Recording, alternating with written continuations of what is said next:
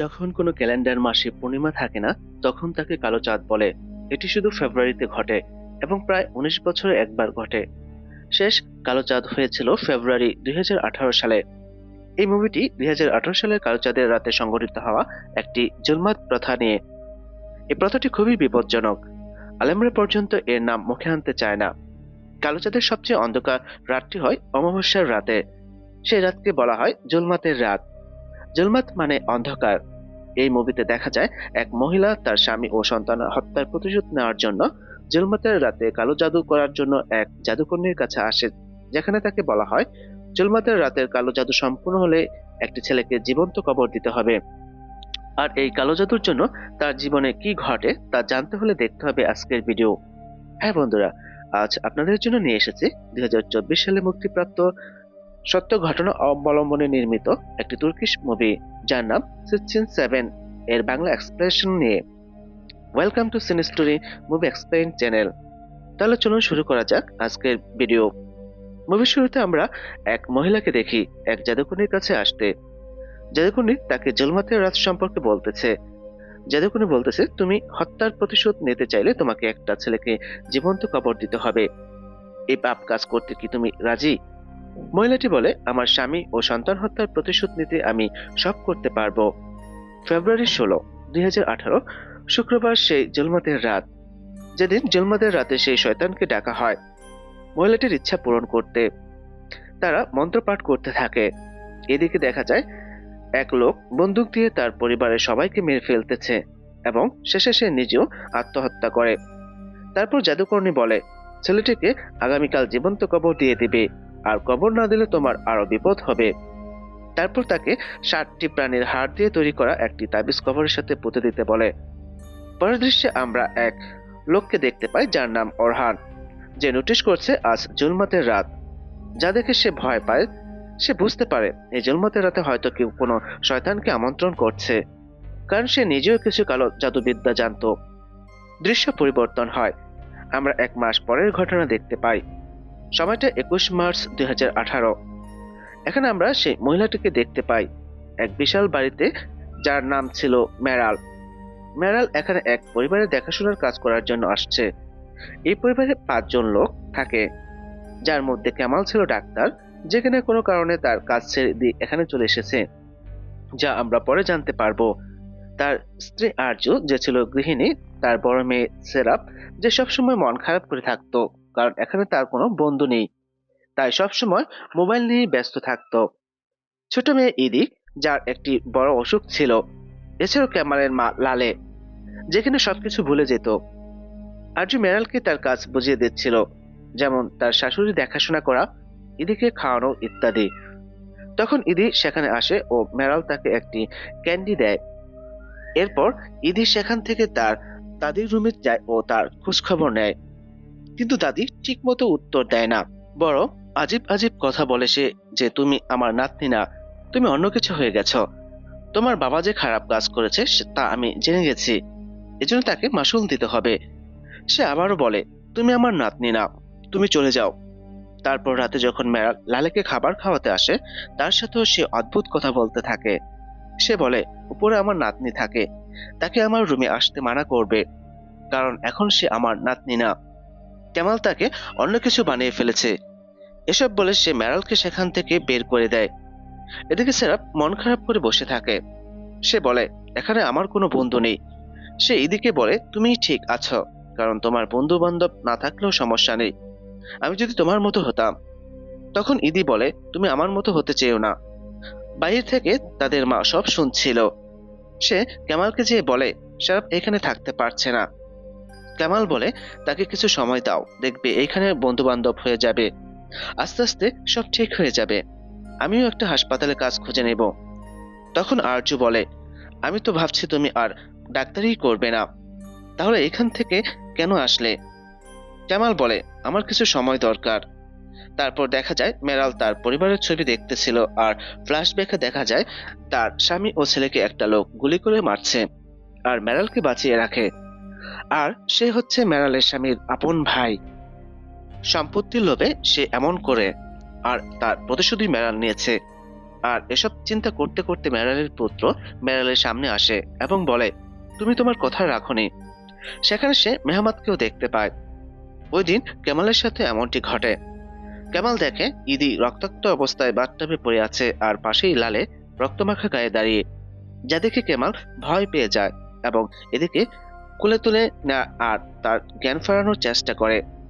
কিন্তু কেমাল অন্য পাশ থেকে ইদির ডাক শুনতে পায়, আর তার কোলে ইদি না, বরং মেহমাদ ছিল, যা দেখে সে খুব ভয় পেয়ে যায়। একটু পর সে বুঝতে পারে আসলে এটা হ্যালোজেনেট ছিল। এদিকে সেরাপ আর তার বোন রুমে শুয়ে গল্প করছে। সেরাপ বলে, তোমার নতুন কাজের লক্ষ্যে কেমন লাগে? আমার কাছে তো খুব চালাক মনে হয়, সবসময় মিথ্যা হাসি দিয়ে থাকে। ইদি বলে, হ্যাঁ, আমার কাছে তো ভালোই লাগে। তারপর সেরাপ ইদিকে তার সাথে বেশি মিশতে নিষেধ করে। এরপর তারা যখন কম্বল গায়ে দিয়ে শুয়ে থাকে তখন কেউ বলতে থাকে, আমাকে একা ছেড়ে দাও। ইদি এটা শুনে সেরাপের কম্বল তুলে ফেলে, কিন্তু সেরাপ ও বলতে থাকে, আমাকে একা ছেড়ে দাও। এদিকে আমরা দেখতে পাই সে কামারকে যে জাদুবিদ্যা জানতো। সে বুঝতে পারে আবারও কিছু তো একটা হচ্ছে, এবং সে এটাও শুনতে পায়, আমার পথ থেকে সরে যাও, না হলে তোমার বিপদ আছে। কিন্তু বোরহান ভয় পায় না, সে তার কাজ চালিয়ে যায়। পরের দিন আরজু যখন তার মেয়ে ইদিকে ওষুধ খাওয়াতে আসে তখন ইদি বলে, তোমার সাথে আমার কিছু কথা আছে। সে বলে, আমি এই রুমে আপুর সাথে থাকতে পারবো না। যা শুনে আরজু বলে, এমন বলছো কেন? আমি তোমার বোনের সাথে আলাপ করে নিব। এটা বলে সে চলে যায়। অপরদিকে আমরা কাজিম নামের একটা লোককে দেখতে পাই, যে অনাথ বাচ্চাদের দিয়ে ভিক্ষা করাতো। সে আরেকটা লোকের সাথে কথা বলছিল। তাদের কথা শুনে বোঝা যায় মেহমাদকে দিয়েও তারা ভিক্ষা করাতো। সেই রাতে মেরাল যখন মেহমাদকে জীবন্ত কবর দিচ্ছিল, সেই সময় কাজিম এসে মেরালের কাছ থেকে তাকে নিয়ে যায়, যার মানে মেরালের কথা রাখা এখনো শেষ হয়নি। কাজিম মেরাল আর মেহমাদকে আগে থেকে জানতো। তার সহকারীকে তাদের উপর নজর রাখতে বলে, আর কেন নজর রাখতে বলে তা আমরা একটু পর জানতে পারবো। অপরদিকে কেমাল তার ছোট মেয়ের জন্য দুটি পুতুল নিয়ে আসে ও তাকে দেয়। একটু পর মেরাল তার রুমে আসে ও গত রাতের সকল ঘটনা খুলে বলে। তা শুনে মেরাল ইদিকে জড়িয়ে ধরে, কারণ তার এখন খুব ভালো বন্ধু। ওই দিন রাতে মেরাল যখন লালেকে রাতের খাবার খাওয়াতে যায় তখন লালে মেরালকে বলে তার স্বামীও তার ওয়াদা রাখেনি। সে বলেছিল সে কখনো লালেকে একা ছেড়ে যাবে না, তবু সে একা চলে গেছে, তাই কাউকে কথা দিলে সেই কথা রাখতে হয়। তখন হঠাৎ করে মেলার হাত থেকে চামচটি পড়ে যায়, আর মেরাল যখন চামচটি তোলে লালের দিকে তাকায়, সে তার মধ্যে শয়তানের আবির্ভাব দেখতে পায় এবং তাকে ওয়াদা রাখার কথা বলে, যা দেখে মেরাল ভয় পেয়ে যায়। তবে একটু পরে সবকিছু ঠিক হয়ে যায়। পরের দৃশ্যে আমরা দেখি রাতের বেলা সেরাপ শুনতে পায় ইদি তাকে তার কাছে ডাকছে, কারণ সে ভয় পাচ্ছে। সেরাপ তার রুমে যেয়ে দেখে ইদি জড়সড় হয়ে বসে আছে, আর সেরাপ যখন তাকে ডাকে সে ভয়ঙ্কর ভাবে তার দিকে ছুটে আসে, যা দেখে সেরাপ খুব ভয় পেয়ে যায়। কিন্তু এটা ছিল একটা স্বপ্ন। অন্যদিকে মেরাল যখন রাতে শুয়ে থাকে সে স্বপ্নে জাদুকর্ণী ও ভয়ানক আত্মাদের দেখতে পায়, যারা মেরালকে তার কথা রাখতে বারবার বলে। ভয়ে তার ঘুম ভেঙে ও বাইরে তার মৃত ছেলের শব্দ শুনতে পায়, আর একটা বাচ্চা শব্দ শুনতে পায়। হঠাৎ করে একটা বাচ্চা মেরালের কাঁধে হাত রাখে, ফলে মেরাল চমকে যায়। যখনই সে পিছনে ফিরে সে দেখে সে কাউকে দেখতে পায় না।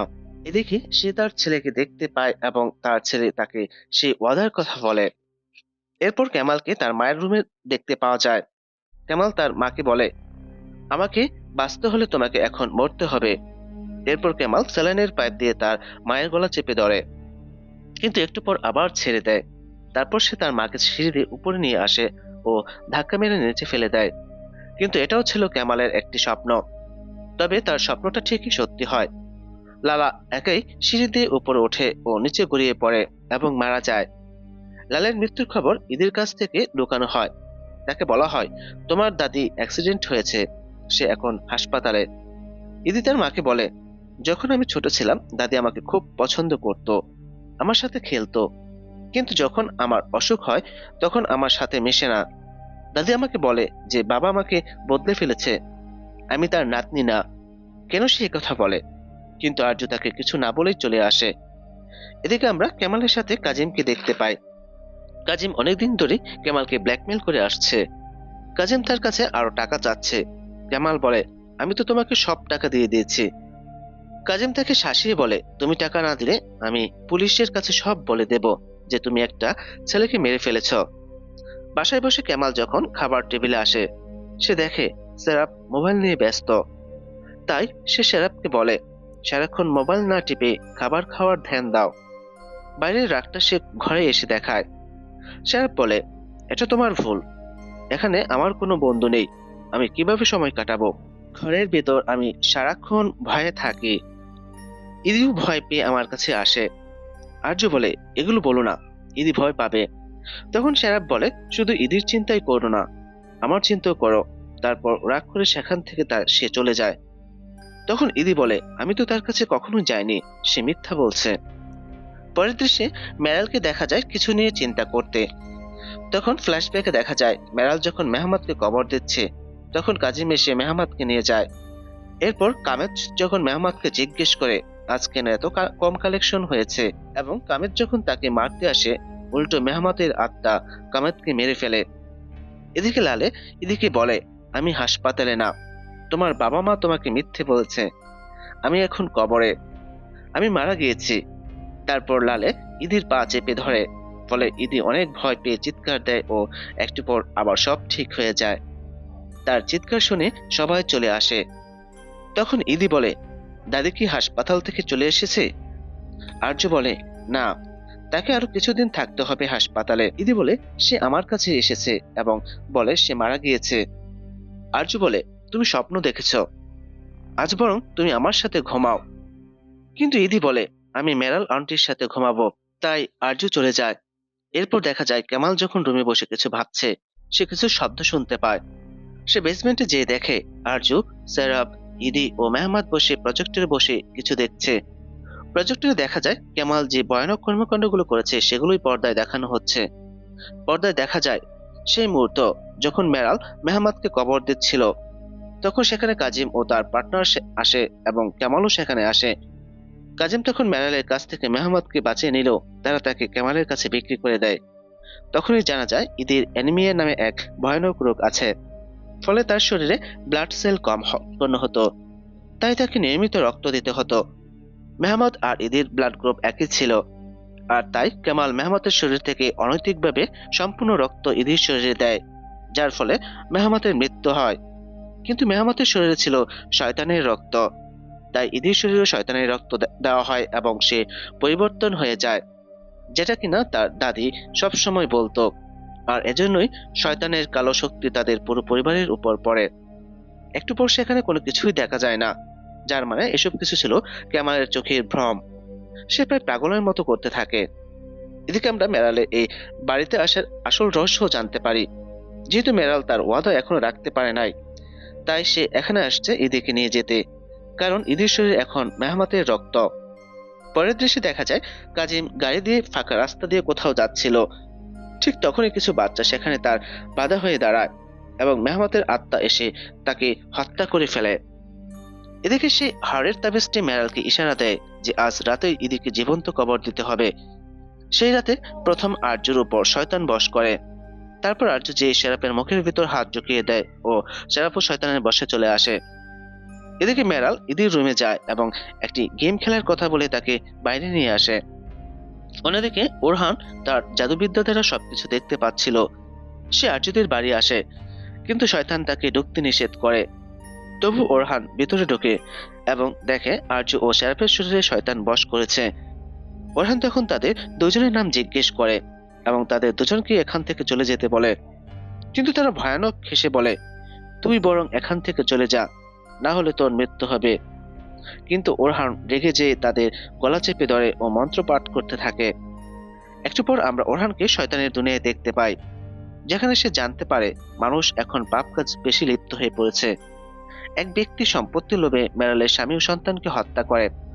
কাজেম ছোট বাচ্চাদের উপর অত্যাচার করত, আর কামাল মেহমাদকে রক্ত নিয়ে হত্যা করে, যদিও সেই রক্ত ছিল শয়তানের, আর এই কারণেই তাদের এই অবস্থা। এদিকে দেখা যায় মেরাল ইদির মাথায় একটা বস্তা দিয়ে তার হাত পা বেঁধে তাকে একটি কবরে ঢুকতে বলে, এবং সে যখন কবরে ঢুকে পড়ে তাকে মাটি চাপা দিতে থাকে মেরাল।